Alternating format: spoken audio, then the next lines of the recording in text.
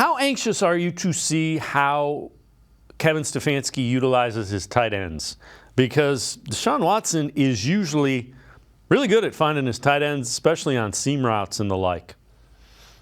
Yeah, I don't think he's going to have to do anything different than he's done in past years. But the volume that you're going to be able to hit these tight ends are going to be much higher because there's more threats on the outside, right? I think you could take away David Njoku very easily when you're not really worried about Donovan Peoples-Jones burning you on the outside, and they don't have a one wide receiver that you're super worried about killing you, right? Like Amari Cooper, as good as he is, he's not necessarily somebody who's going to run a bunch of 9 routes and stretch the field both horizontally and vertically. So with Elijah Moore, with Marquise Goodwin, when you have both of those guys out on the field at the same time, now you're worried about being stretched vertically, which is going to push those safeties away from the center of the field and away from the seams of the field, which gives a lot more space for your tight ends to work. That's why Deshaun likes having those deep threats on the roster. You look at who he's had on the roster in his career. He's had Will Fuller. He's had Mike Williams in college. He's had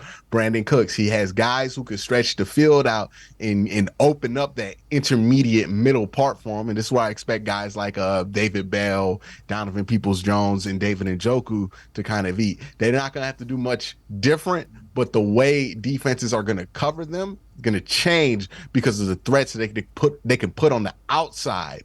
And even throw like Amari Cooper in the slot. Like you could do a lot of things that are going to take the attention away from those tight ends and allow them to be, deep downfield check downs almost, where you could just get the ball to them very easily. And Deshaun's very good at finding guys in those soft spots of zones when the time comes.